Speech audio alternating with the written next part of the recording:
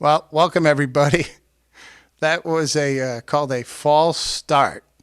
I'm not sure what's going on with the show start for my show tonight, but we are live here. I'm seeing the notification, and sometimes we try to lead with my song, and that was an abysmal failure. That did not work well. It started out like in slow mode mood, and then went fast. And anyway, we're here. We're live, and someone told me a couple of weeks ago to just can that intro and just start your show. And, maybe that's good advice and I should just start doing that. So my apologies on that. Um, it's my pleasure tonight. And there's a lot of people watching, and there's a big holiday coming up. I don't really consider Memorial Day a holiday. I've participated in Memorial Day in Boy Scouts and Cub Scouts, helping out with leadership and stuff like that. And I used to be a Boy Scout for many years. And uh, just quick background: my name's Tim Kane. I'm the drummer with the Island Castaways band. I do drum circle facilitation and I teach drum set mainly to kids and senior citizens all around the state of Massachusetts. And every Memorial Day, we used to march. I won't even call it a parade because it's really not a parade. And my band leader in my band, the Island Castaways, Joe Holovla, told me, there's a lot of people that don't really know what Memorial Day really means. They confuse it with Veterans Day. And, for those that maybe need the reminder, and for all those that have lost loved ones and friends, of course, Memorial Day is for those that have died in battle to defend our United States of America. And so that's coming up, and that's why I have a little bit of a flag here tonight. But it's also a great segue to my special guest tonight, Miss Sergeant Major Emily Randle. How are you, Emily? Hi, Tim. Hey, everybody that's listening in. Thank you so much for inviting me tonight. Well, it's a pleasure to have you. We've tossed around dates a few times. Let's start with Memorial Day. I know that you were actually at Arlington National Cemetery earlier today, leading preparation efforts there. Tell me a little bit about what you were doing at Arlington National Cemetery. I appreciate that, Tim. As the operations NCOIC of the unit, I have just a little finger on everything that happens in the unit. And um, we are to commemorate Memorial Day every year. One way to remember the difference between that and Veterans Day is the flags in, flags out, which happens on Memorial Day. So we do have 13 soldiers joining the Old Guard for flags in on Thursday morning, where each gravesite will receive a very uniform gesture of a flag that's also the grave sites that have honor recipient laid to their receive a hand salute. So it's just a really great time to, especially at the end of the pandemic, to return to some normalcy and certainly honoring our traditions. Well, you enlisted in 2003. Um, I never caught what branch military you serve in. Sure. So in 2003, I auditioned for the Army, Sterling Strings. There are only three strings groups in the country, and they're all in the DC area: the Marines, the Air Force, and the Army. And so I auditioned. I had a great day, and they said, "We've got good news and bad news. The good news is you've got a job. The bad news is you have to go to basic training." So I was uh, the oldest, fattest recruit they had. They couldn't figure out why Randall was there, but it was a great weight loss program and good discipline, and really basic training, very effective. So I've been in the DC area since. Well, I was telling my wife the other day I lost 10 pounds in the last 30 days working around the house. So if, if anybody needs to do weight loss, just hit the honey to do list and you're sure to drop a couple pounds right there. Um, I love when active military, retired military are on our show. And of course, the Island Castaways band always pays tribute to the military every show. And, I've had members of my own family involved in government service and this and that. So I want to thank everybody for their service as we approach Memorial Day. You, Emily, all of your folks that you serve alongside. It's a sad, somber day, and I know that you probably know some active and other military that have given their lives for our country, and that's really how important Memorial Day is. It's the ultimate sacrifice. Well, thank you and the band for honoring those who've served. So, yeah, every time someone thanks me for my service, I know that it's because of what I represent in the uniform and those who've gone before. So, All yeah, I right. So, appreciate that. There's a lot of really great military musicians on the Trop-Roc circuit. So, lots of great vets too. So, well, shout out to all the veterans out there. I want to talk about that.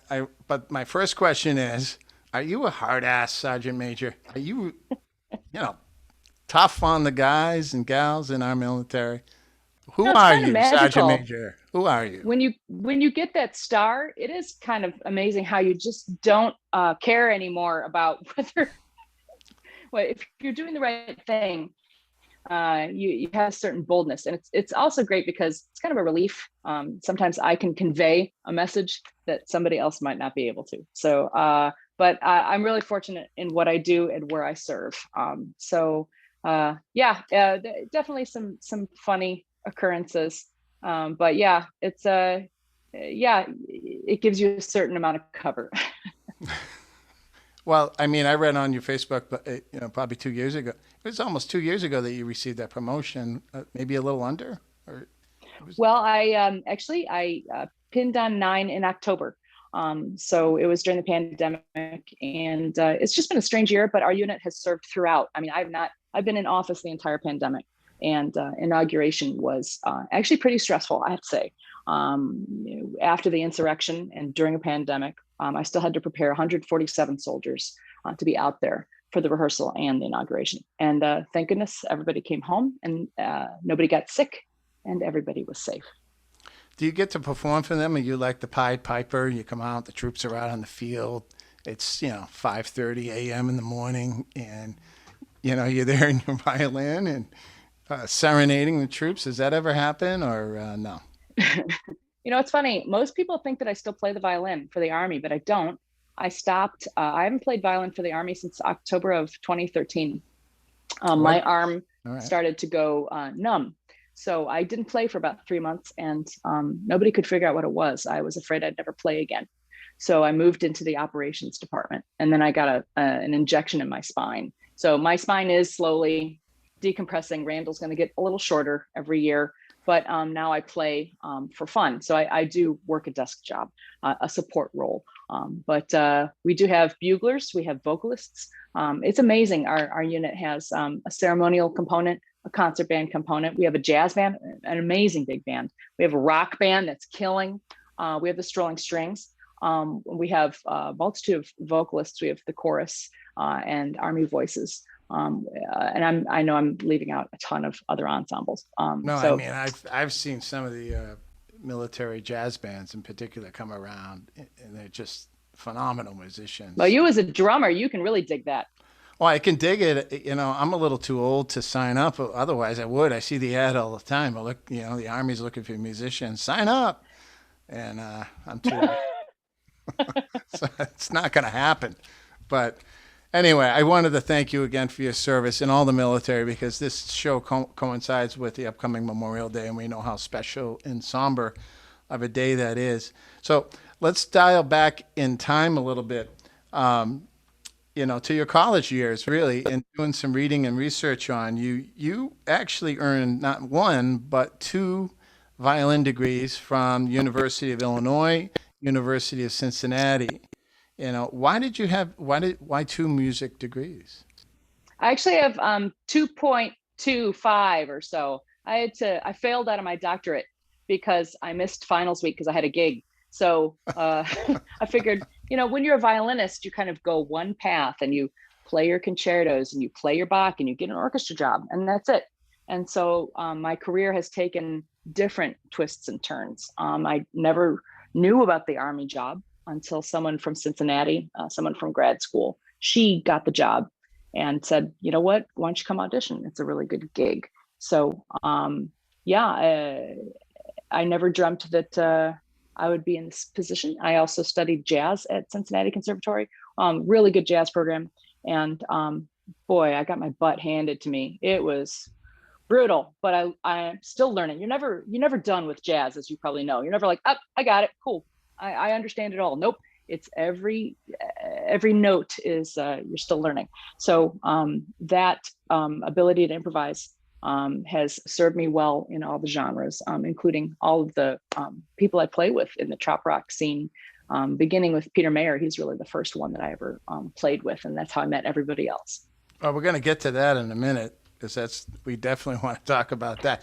If people are wondering why my eyes are like gravitating up, my camera's set really low today, and I actually got to look at the monitor above it. So if people are like, why the hell is this guy looking at not the camera but above? That's why.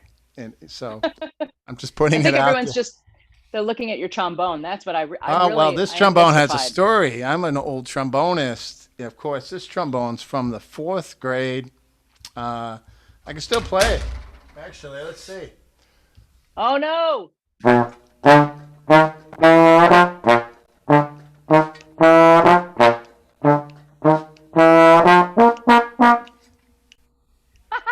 Yeah, you can. Yeah, Nice, that's dude. the extent of my abilities currently. But You scared me. I thought, oh my goodness, I didn't know what was going to come out of there. Well, you know what the definition of a gentleman is someone no. who Is this a knows how to joke? play the Yes, the definition of a gentleman is someone who knows how to play the trombone but chooses not to. Where did that come from? I like that.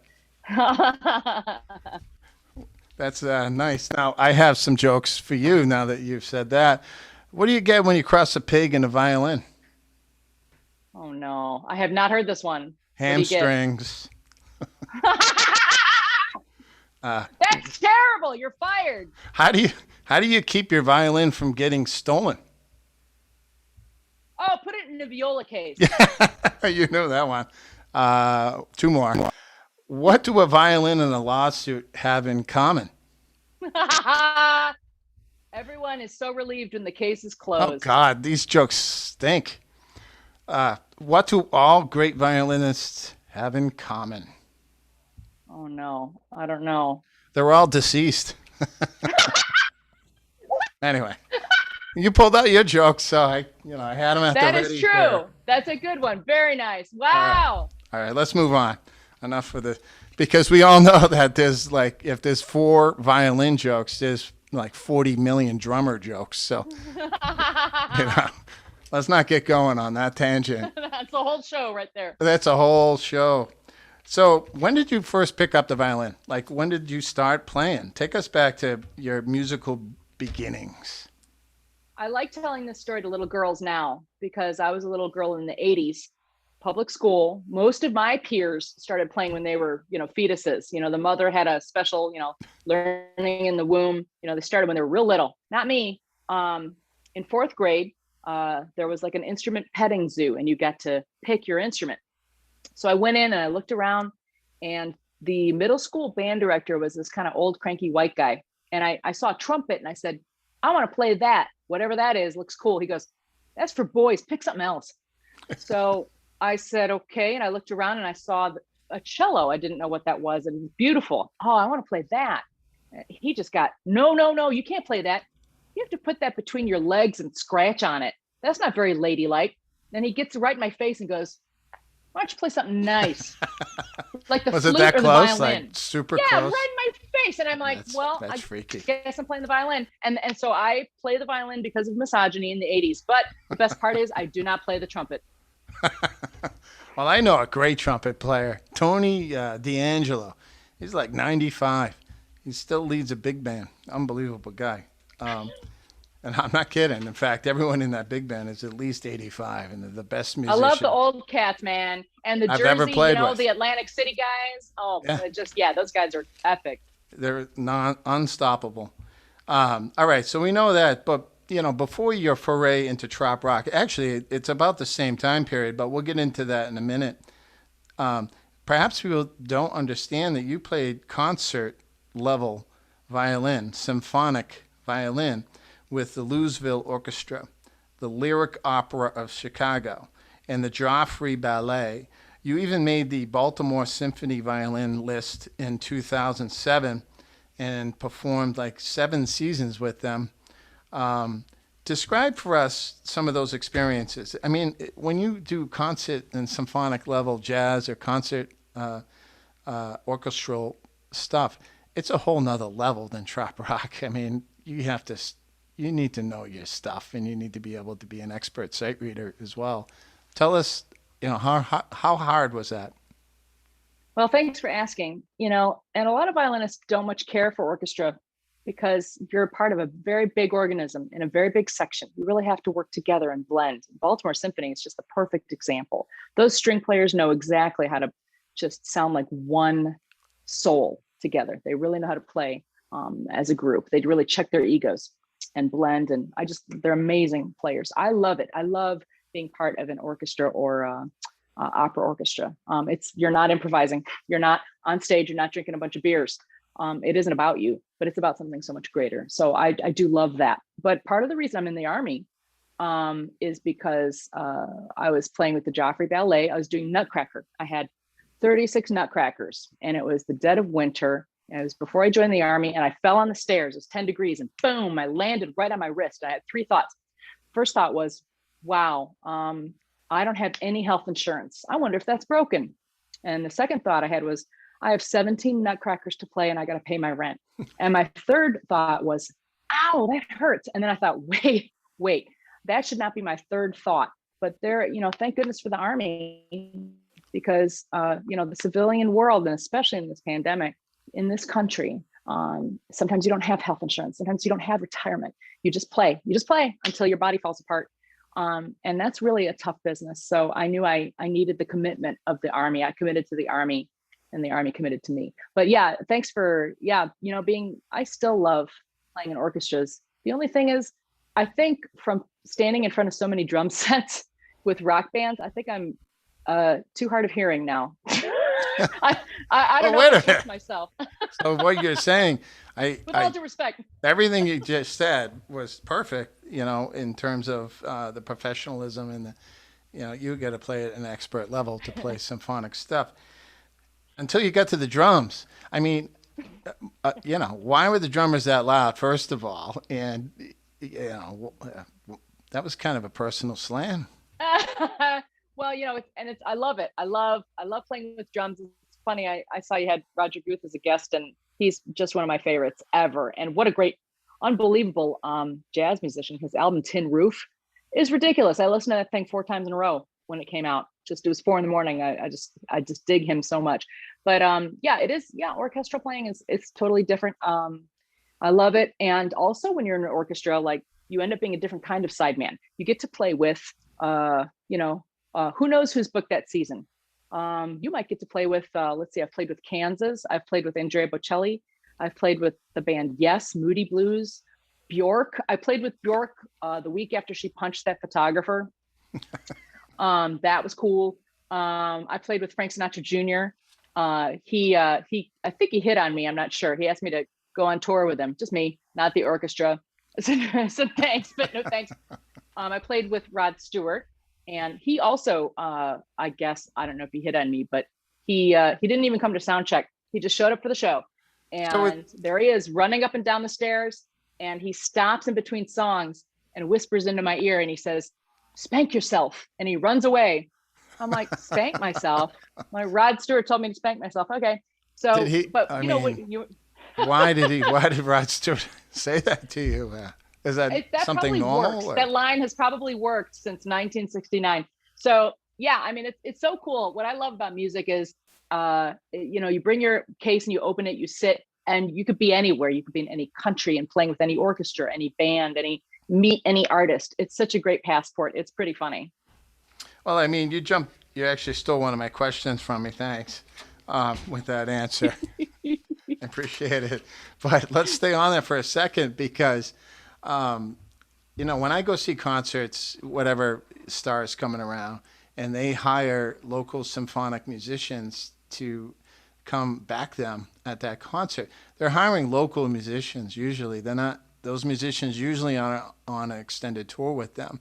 They're hiring from the local union or they're hiring from a network situation. Is that kind of sound right? Or Yes, and that's a good point. It's interesting because, of course, the terms have to be fair.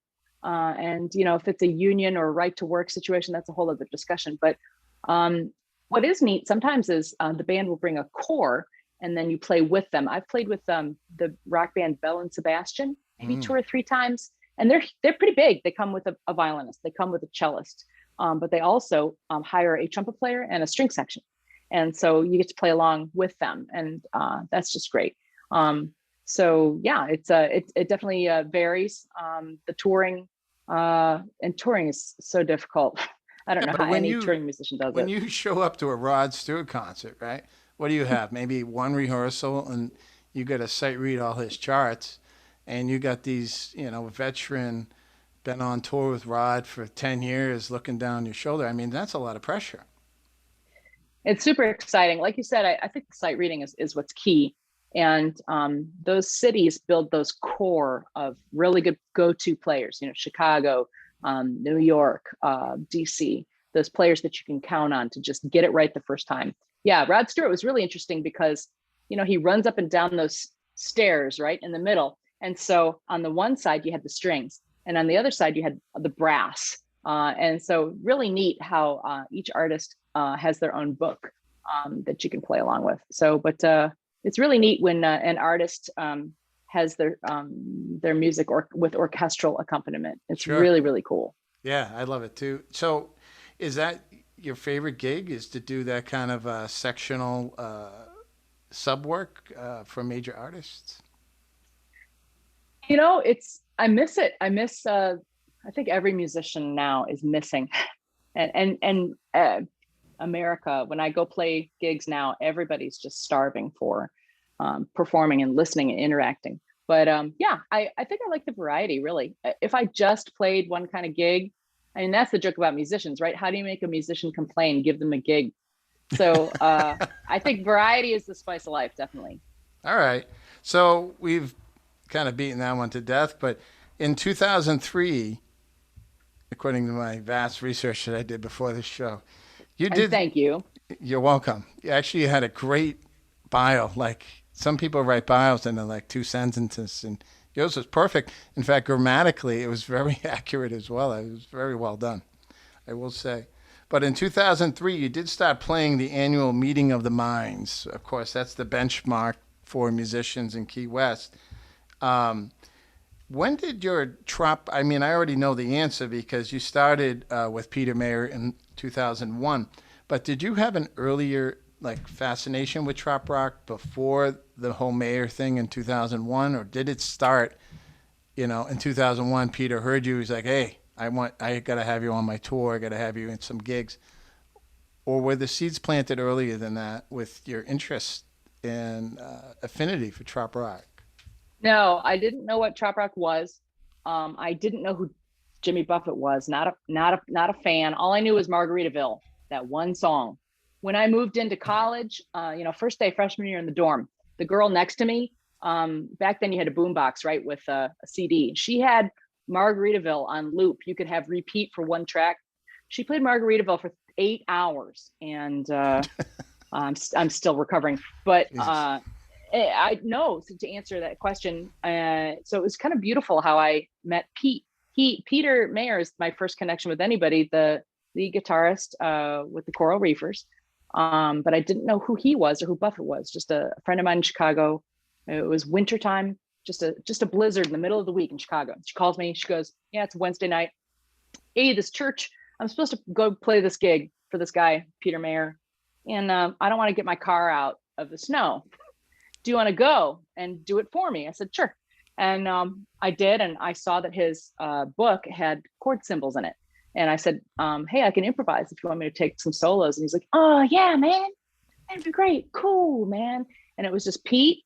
And there was R. Scott Bryan on percussion. There was Mark Holland um, on Native American flutes, my buddy Mark Holland. And I didn't know any of these guys. And the only other musician was Jim Mayer, Pete's brother, who plays bass with the Coral Reefers. So Jim and I sat next to each other for dinner and just talked the whole time. had a great show. It was awesome. Peter's Christmas show, Stars and Promises. It's his original Christian singer-songwriter music. It's just gorgeous. And I played that show and went home. And the next winter, I had won the Army job already. So I knew I was going to go to that. And it was Christmas time. And just before Thanksgiving, Peter's concertmaster had a death in the family and couldn't make the tour. And Jim said, "Hey, how about that gal from Chicago who can play changes? She can improvise." And, "Oh, yeah." And so Thanksgiving weekend, I went to St. Louis and rehearsed with them. And then I went on the road with them and played just a ton of shows, finishing up Christmas Eve, just the five of us. And it was, we also had a second violin and a cello that Peter, I don't know who knows that Peter is an amazing arranger. He can write string parts like nobody's business. Fantastic, right? You knew that. It's just fantastic. And so I love his music so much that when I got in the car and defrosted it Christmas Eve at the end of the tour, I played his album. That's how much I love his music and also just his discipline. Every morning at 8 a.m, he's in his hotel room with his coffee, his metronome, his Bible, he's practicing his guitar, just so disciplined, but also really chill. And if there were 3,000 people or 30 people, still did just the best show ever. So that's how I met Pete. And then on the 2002 tour, he had friends come up for various shows at the Encore. And one show in New England seemed different because it was at a church, but there was like a short bus that like dropped off a bunch of fans, I guess. They stumbled off the bus and fell on the street and they were drunk. Apparently they were friends of this guy named Scott Kirby. So at the end, Pete And invited us. parrot heads never get you. I did not know what a parrot head was. And we were at this church and, "Hey, I'd like to invite up my friend, Scott Kirby." And here's this guy, he's got this acoustic guitar strapped to his chest and he looks real uncomfortable, but he sticks out his hand. He goes, "Hello, I'm Scott Kirby." I'm like, "Hi, I'm Emily Randle. Do you know this song?" It was an arrangement of Silent Night, instrumental in 4. And I think it was in B flat. And he goes, "Nope. Do you?" And I said, "No, we haven't played this the whole tour." And so we're like, "Silent Night, Holy Night." We don't know how it goes. And he's faking his way. It was really, really funny. So then Scott called me to play Meeting the Minds with him the following year. And so it's like Pete, Scott, and then I'm always meeting new musicians every week, it seems, but every year. So that's the short version of a very long story, really. You keep taking all my questions, but back to Peter Mayer for a second. I mean, yeah, in terms of his arrangement abilities, I mean, the guy's a musical genius. He really is. If you really delve into what he does, I just watched some of his concerts with his son and his other musicians down in Florida. Just unbelievable. Oh, killing yes. Killing it down there. But you mentioned Scott Kirby, who was on the show 6 or 7 episodes again, but also Keith Sykes, Mark Holland, Roger Guth, and others. You had the honor of playing with them as well. Do you have a sense that I know Peter just announced today that he's doing a Christmas tour again later this fall? Do you foresee a role in that? He was very kind. He included me on his Christmas tour for the first few years of my Army career. Christmas is just a tough time for any musician to get on the road. And so what he would do is there was like a week of holiday shows here that I did, which are wonderful. That's my job. So he would sub me out for that week of the tour that I couldn't do, and he'd get another violinist to replace me for that week. But that's kind of jarring. And so he's hired some really great violinists, Laura Cortese and Maggie Estes, and I think Alicia Enstrom, maybe. She's fantastic. Just great. Anybody can play with Pete just because his music is so great. It's funny. You know what? I would do a 20-year career in the Army, and I actually would love nothing better than to get in an RV and tour with Pete all over again. I love those days, sipping coffee and listening to Frank Zappa and playing those shows together. Just awesome. Well, on a different note, you released your own solo album, and Was that your only solo album, or have you released several EPs?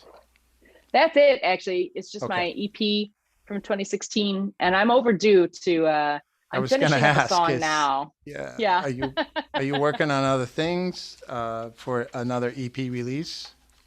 I think people used to do albums and then they did EPs and now they release singles. I think it's just too much for me to bite off and chew to do a whole album. So I'm doing a song right now about Key West called Where the Sidewalk Ends. So I'm finishing that.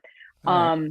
And that should be ready this year, which is nice. At this point, writing one song a year would be good. But that album, Girl of My Dreams, I wrote the EP so that I could perform and promote it at Meeting in the Minds 2016. And thanks to my co-producer and my band, I was able to do that. Well, I mean, you mentioned there used to be albums, and then there was EPs, and then now people just release singles. Before long, Yeah. people just aren't going to release anything. There won't be any music at all. It's kind of sad. I mean, I You have a know? ton of CDs. Some people don't even have CD players anymore, Well, that's terrible. Do you have a CD right? player? Do you have the old nostalgia of sound systems?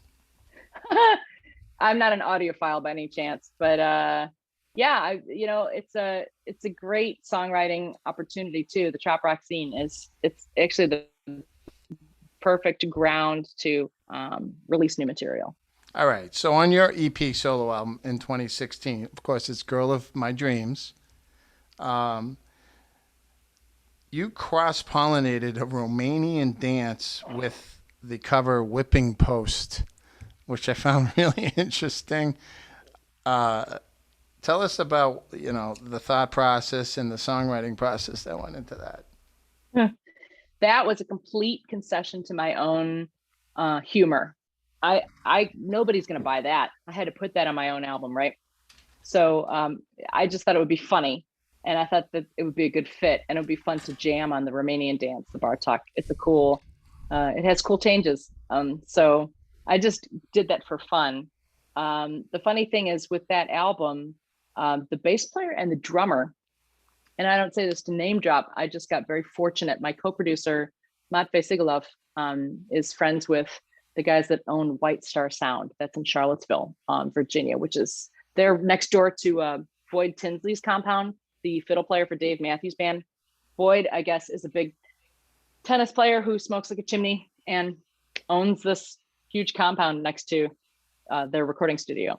But so the guys that work at White Star Sound, the guy that engineered my album played bass, and then there was a drummer, and it's a Stuart Myers and Brian Jones, and they are high school buddies of Jason Mraz, it turns out. So I want to say it was 99, 2000. Jason Mraz had a song on the radio called You and I Both, and it's very popular. And the opening is just rhythm section with Jason singing and just popping, so amazing. I love that song. And that was Stuart and Brian. And so to shake their hands at White Star Sound and say, nice to meet you. Thank you for playing on my album. It was just ridiculous. It meant so much to me because just fantastic players, especially Brian with the drums, just fantastic drummer. And he loved all the weird stuff on the album. He got a kick out of it.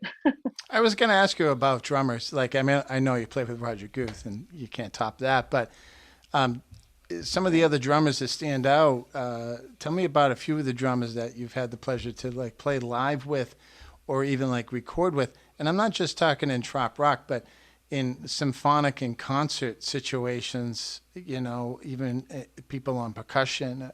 Who are some of the bigger names that you are well respected out there? Oh gosh, for drummers. Well, what's interesting, long story short, Key West used to have they used to have what was called Key West Symphony Orchestra. And musicians Really? would fly down from all Oh, over the country. that's cool. It is totally cool, and it's very difficult to sustain that. It takes a lot of fundraising. It's very hard to make it viable. But for a while it was. I think they've restructured it a couple times. So back in the day, just musicians would fly in from Baltimore, New York City, everywhere. And I remember playing just a great group of musicians, and you'd be on the beach all day and then play with the symphony at night. And I almost got whiplash because this snare drum player she played the snare drum so beautifully. It's a snare drum. Who cares? I mean, sorry, I'm a violin player, but I was like, wow, what a sound, and the time and the touch. It was like the texture of her snare drum playing. I was like, what in the heck? Her name is Cynthia.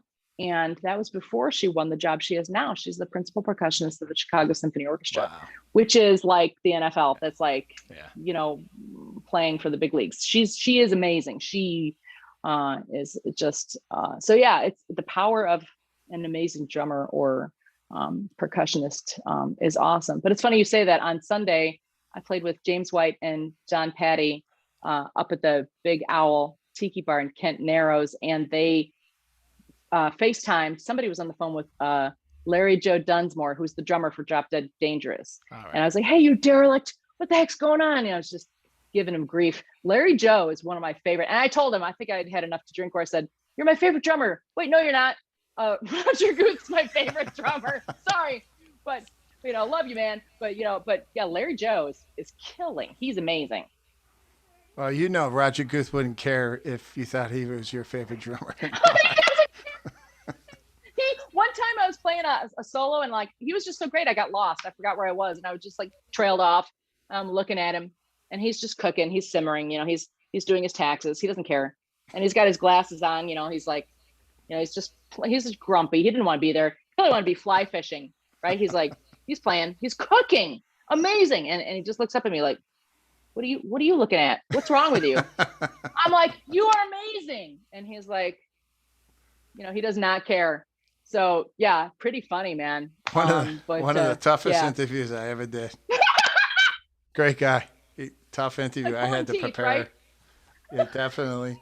Well, we actually got a couple of videos of Emily performing, both with Peter Mayer and then a second one with her band. But we'll talk about the Peter Mayer video first, and then we'll talk about the next video after.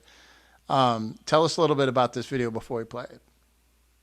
Well, thanks to the audience for humoring this video. It's completely impromptu, and it's one of those videos where in Key West, it's Meeting of the Minds 2010. I've had like 40 people come up to me and say, hey, I was there. I was wearing a parka on the beach at the Pier House, bundled up, listening to you and Pete play. I was right there. And a lot of people have said, oh yeah, I was there. And before I met them. So it was like 40 some degrees, super windy. It was some late night. Oh, now I remember, because Scott Kirby, after that, he goes, let's just go have one cocktail. Because we had to drive up to the mainland the next morning to catch our flight. We were almost late. I had to pull over and throw up like a bajillion times. Now it's coming back to me like a bad dream. All right. But before that, Pete and I played.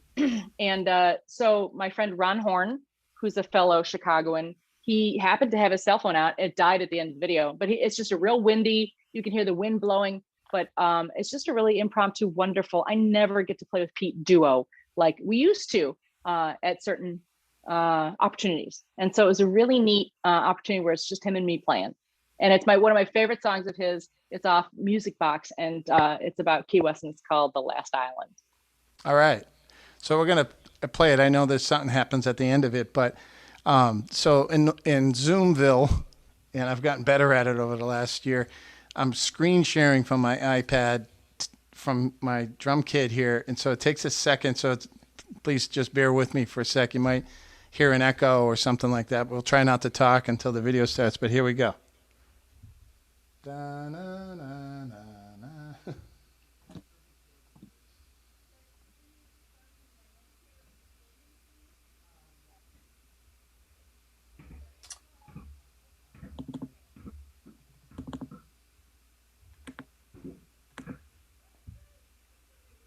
Emily, raise your hand. Raise your hand if you can't hear it.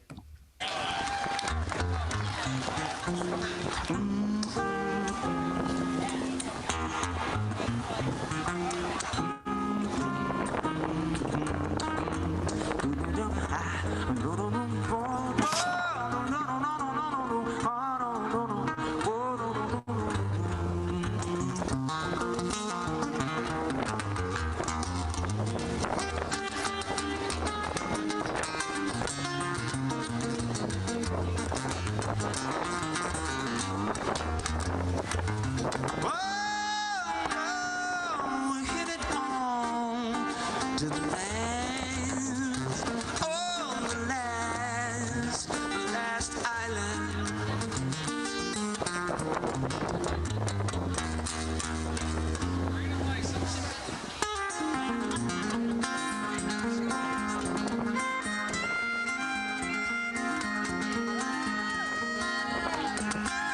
They hailed a rickshaw and stole into the night, slipped past the paparazzi to their freedom. The confidential spot erupted in a fight between the famous, the rest of us wanna be there.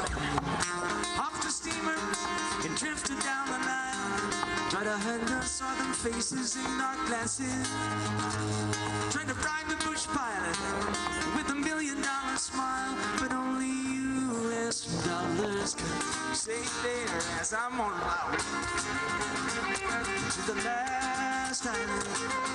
Don't look back, don't think twice. Oh, I'm on my way to the last island. Something to call my own dad.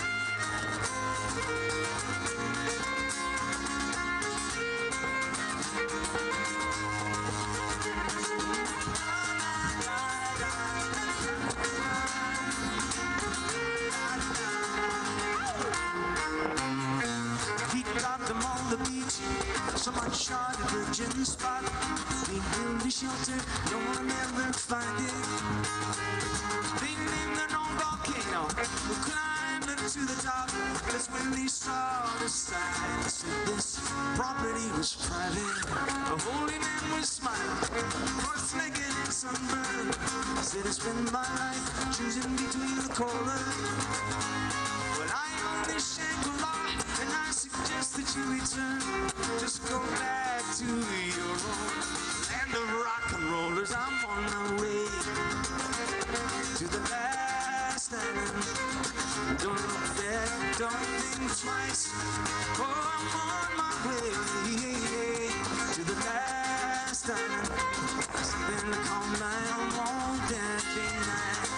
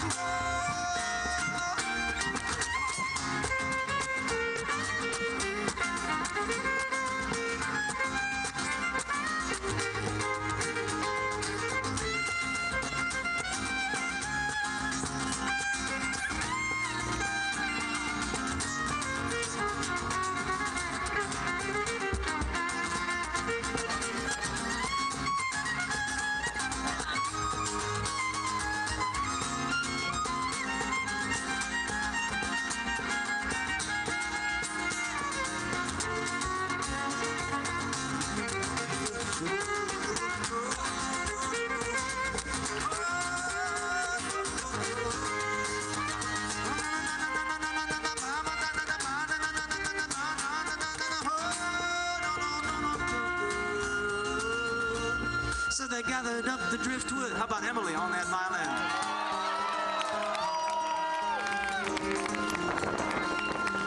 So they gathered up the driftwood and made it watertight. Drifted right on us to the horizon. Well, I'm confused and I'm scared, he said. No land in sight, but I've got you, dear, to keep your hands on me. We're on our way to the last island. Don't look back, don't think West. Oh, I'm on my way to the last island. Something to call my own, won't that be nice? Oh, I'm on my way to the last island. I'm gonna find my piece of paradise. Oh, I'm on my way to the last island. Something to call my own, won't that be nice? Won't that be nice? La la la la la la la la la la la.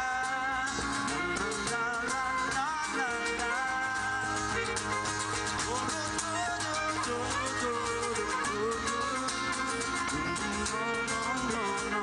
Come on, Emily, let's take this out.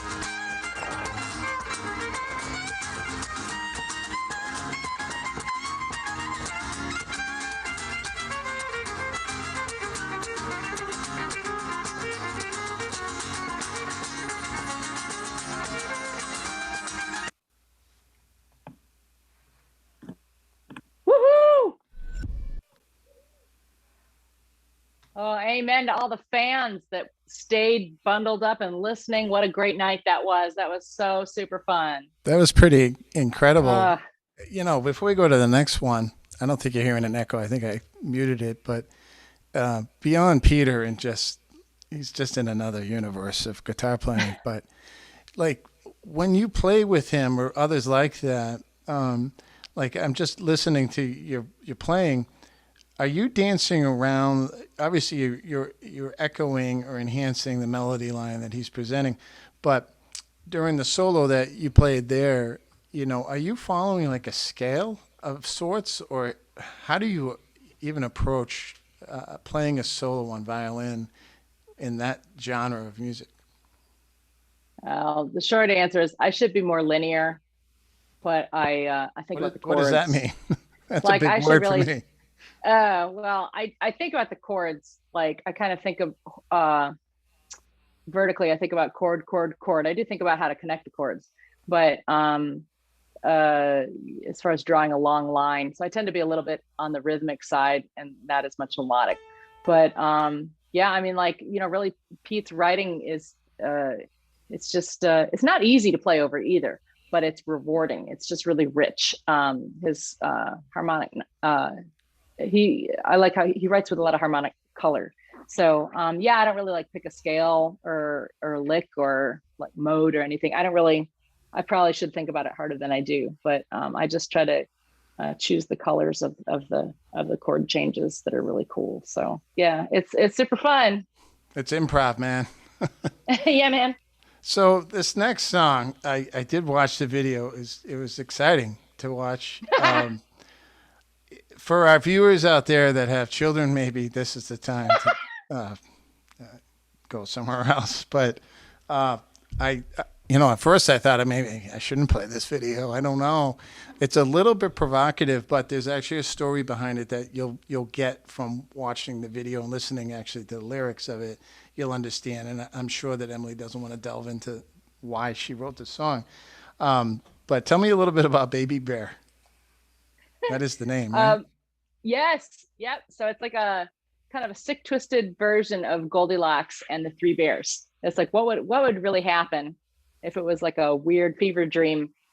But it came to me actually, the song, the piano. I like went and sat at a piano that night with the lyrics and some of the songs come guitar, some come piano, some come violin. And so I was getting a massage. I have a lot of chronic pain. And I was getting a 90-minute like elbow in the back, one of those, I was like in so much pain in this. And the song came to me when I was in a lot of pain, funny enough. But so yeah, it's kind of funny and weird. And so it's the only like real music video I've ever done. And I rented a cabin. And in the video, you'll see like there's a hole in the wall. This isn't a cabin on the C&O Canal in near Georgetown. Shouldn't have kicked a hole in the wall, but it did. There's kind of an unarmed combat scene that we rehearsed for, that we trained for. My ribs were sore for like 3 weeks from being like slammed into the wall. And I have to say, I loved it. I love it. I love making music videos. It was Well, super I mean, fun. And the you said in your own bio that you not prefer it, but you do a lot more music videos than you do live performance now. That you have a real interest in, videography. Who were you the? I mean, you were singing in the video, but there was another woman that was the actress, main actress in the video that was kind of portraying the scenes.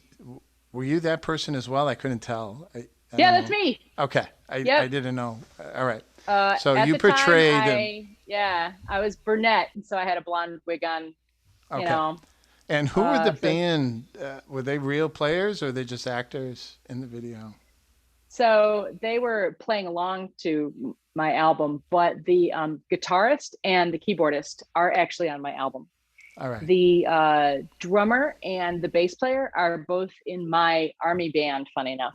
And the bass player also doubles in the video. He plays the role of Baby Bear. All right. If there's one constructive criticism that I have after watching the video, it's not the drummer plays well, but he's playing as if he's a jazz drummer, and this tune's really a rocker. And You so don't when even you see know him, you how see him right you playing, and are. he's playing, like he's playing Frank Sinatra in New York, New York. And this is a thrasher. So anyway, that's what I picked up from the video. You're Otherwise, totally excellent right. video all the way around. Anything before we go to the video?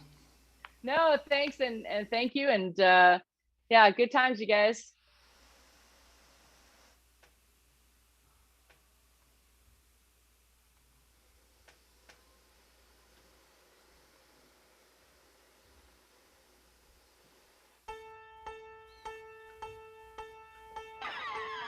Crank it.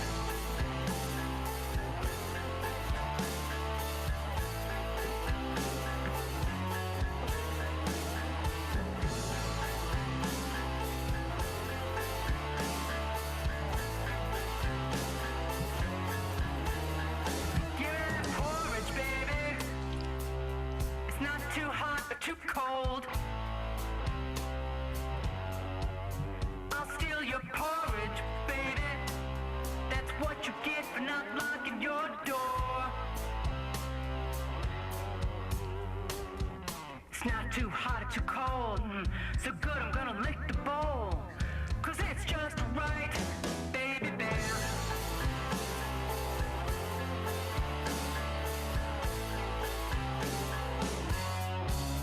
I'll wreck your bed, baby.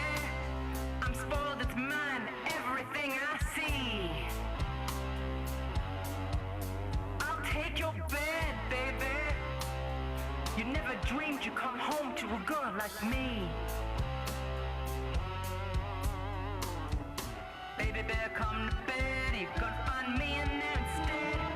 One of us is gonna end up dead, baby bear.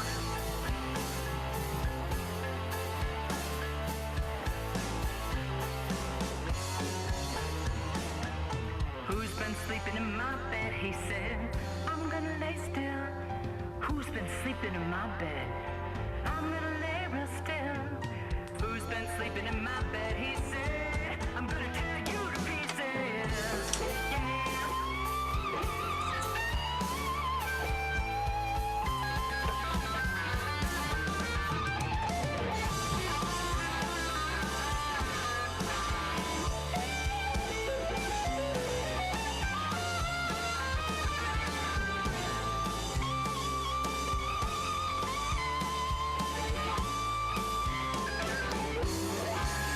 I'll break your chair, baby, and leave the wreckage on the floor. Where's Mama Bear, baby? I guess I took the place she had before. Listen, I'm gonna break your chair. I'll leave the pieces just lying there till you come on back to me, baby bear. Baby bear.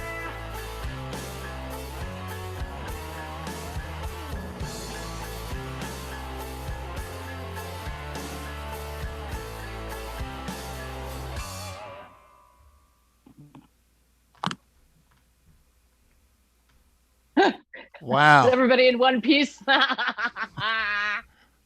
Holy moly.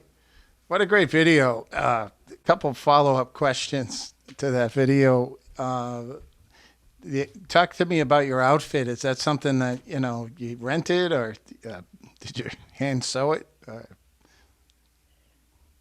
don't want to name names, but the corset and the wig are from a fellow female musician who's just fantastic. But she is a former, oh, what do they call it? Oh,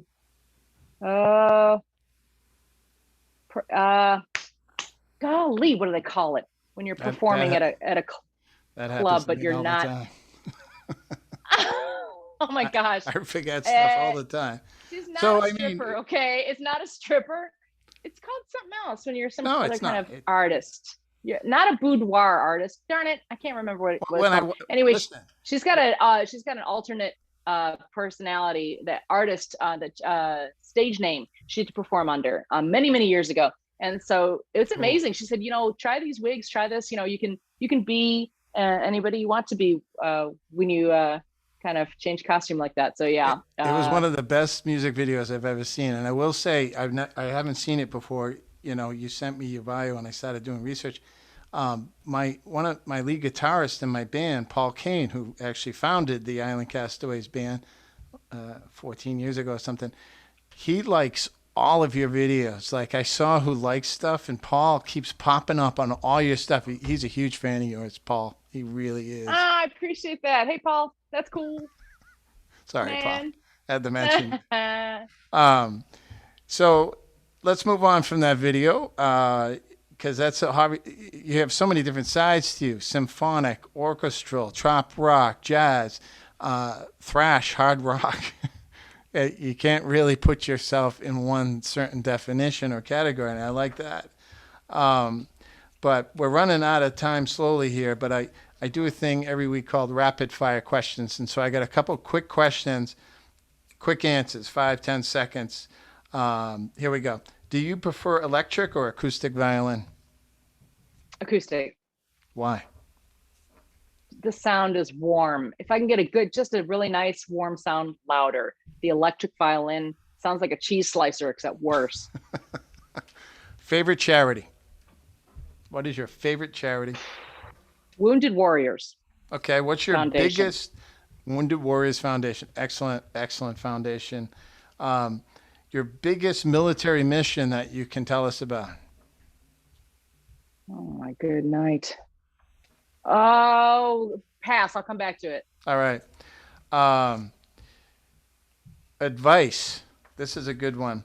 I don't know a lot of violinists. I know a few. In fact, the violinist up here in Massachusetts, where I'm based, helped me get a recent job at a music conservatory because she's on the board of directors. And so I actually really like violinists now. I didn't really know them before, but she acted as a reference, I think, for me in helping me land that drum job.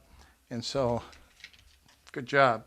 But for young violinists out there, the ones that are still in conservatories, the ones that don't go to conservatories, the ones that join military and enter into the various bands right out of high school, or even the violinists that don't go on to collegiate or military service and just hit the road with their band, or like you do, join up and sub on different gigs.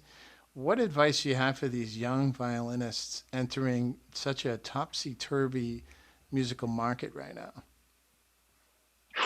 Well, I don't envy them. It's super hard. And as far as going to college and getting a degree, I don't have any advice for that, but I would say take risks and play more than one kind of music. And if you can, learn how to sight read your butt off. And if you can learn to play chord changes, even better. I tell my students, I teach drums locally, mainly kids. I tell them that all the time. In fact, I force my students to learn how to sight read because I think it's such a hugely important thing.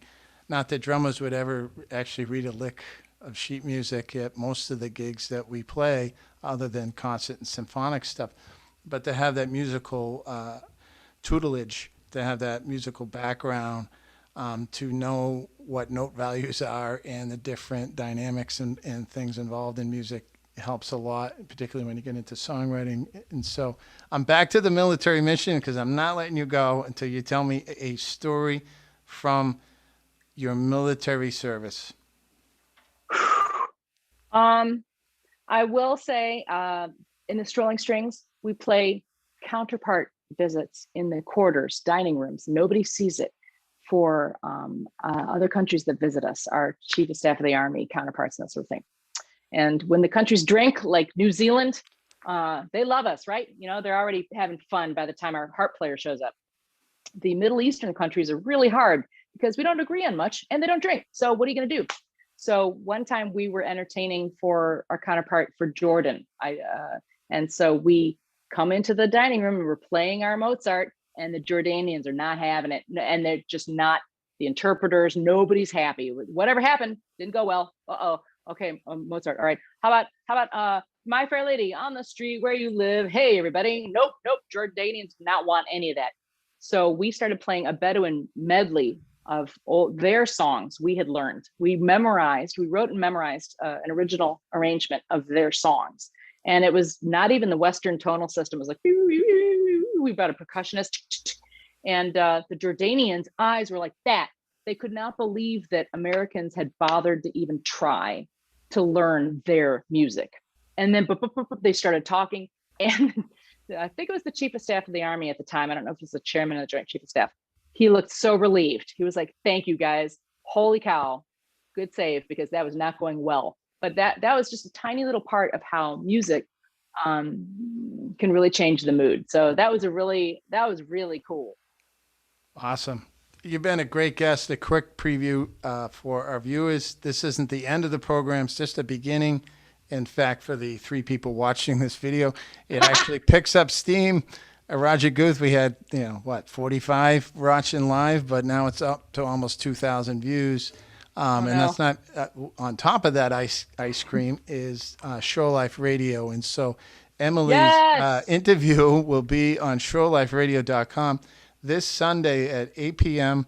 and then the following Wednesday at 3 p.m. So if you can't watch the video podcast here or on Facebook or YouTube, that's what we'll do in the next few days.